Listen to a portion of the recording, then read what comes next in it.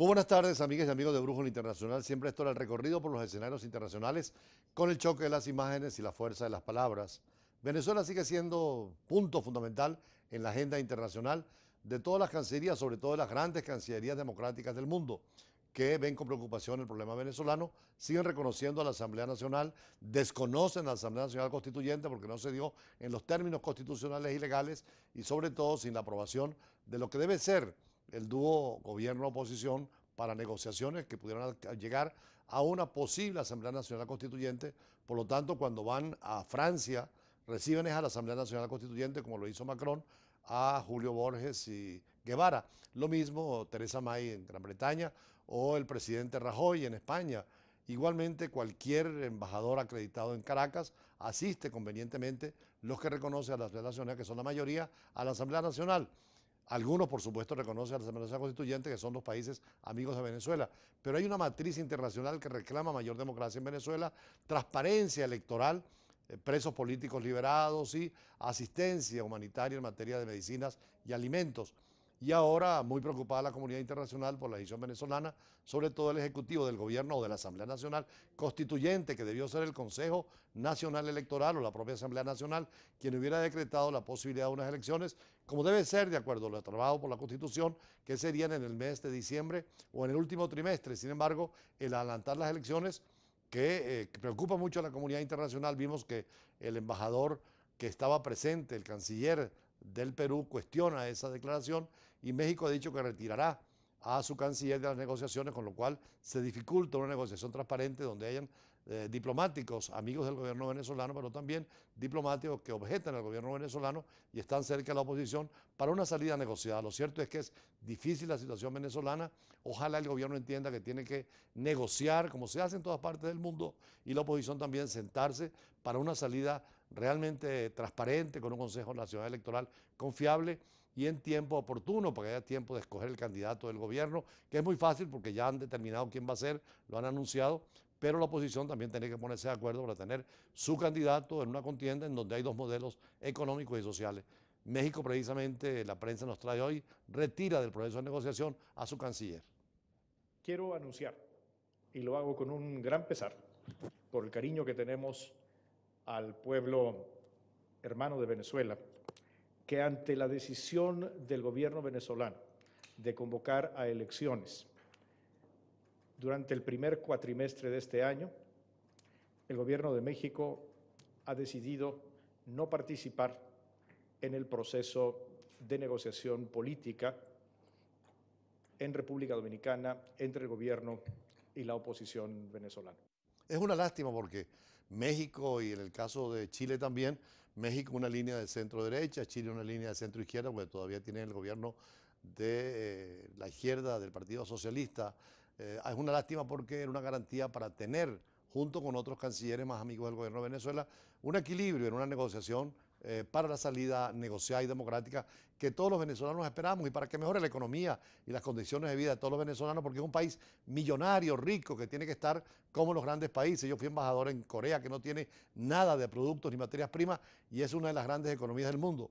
O estuve también de embajador en Kuwait y en los Emiratos Árabes Unidos, que son petroleros como nosotros y la gente vive bien, feliz. El petróleo alcanza para todos. La educación es gratis, la medicina es gratis, al estudiante se le permiten becas, a los que se van a casar se le dan ayuda, a los que se van a casar para organizar su vida. Es decir, los países petroleros han sabido utilizar el petróleo para su desarrollo. Ojalá que Venezuela vuelva a ese camino y para eso hay que negociar y llegar a elecciones democráticas y abiertas.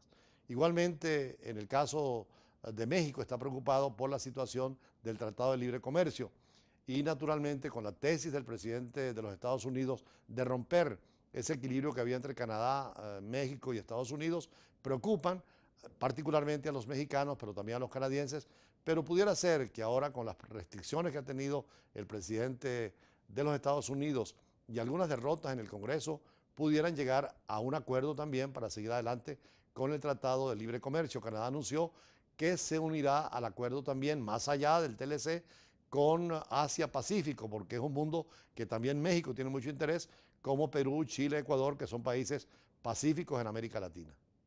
And it's all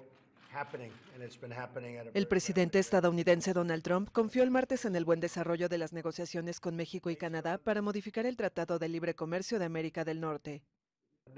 El TLCAN está avanzando bastante bien. Soy de la opinión de que si no funciona lo terminaremos. Pero creo que lo estás haciendo bien, Bob, por lo que entiendo. Así que veremos cómo funciona. Desde el martes se reúnen en Montreal los representantes de México, Estados Unidos y Canadá en una nueva ronda de negociaciones para modernizar el acuerdo comercial trinacional que Trump ha amenazado con abandonar.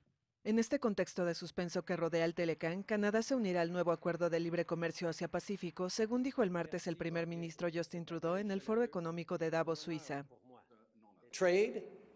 El comercio ayuda a fortalecer la clase media, pero para que funcione debemos asegurar que los beneficios sean compartidos con todos nuestros ciudadanos, no solo con unos cuantos. El completo y progresista acuerdo transpacífico es un nuevo paso en ese camino. Los socios del TTP acordaron el martes relanzar el pacto con 11 países, entre los que están México y Canadá. Originalmente, el acuerdo fue promovido por Estados Unidos bajo la presidencia de Barack Obama para hacer contrapeso al creciente liderazgo comercial chino, pero Trump retiró a Washington del pacto al inicio de su mandato, denunciando que amenazaba empleos en su país.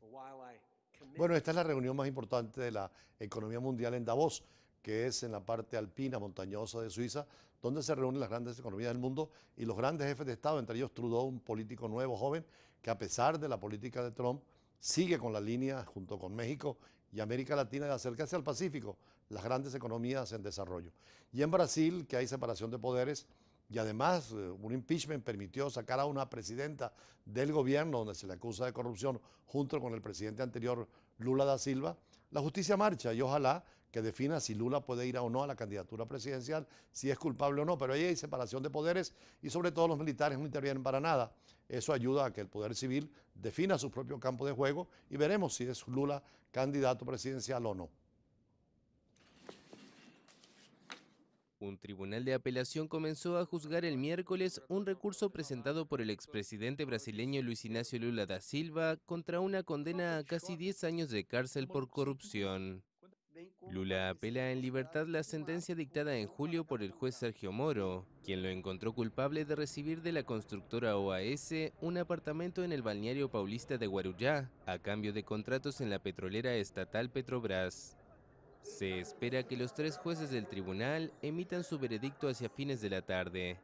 Si se confirma la condena, el exmandatario podría haber frustrado su participación en las elecciones presidenciales de octubre, pese a que aparece como favorito en las encuestas, y hasta ser encarcelado una vez que haya agotado los recursos.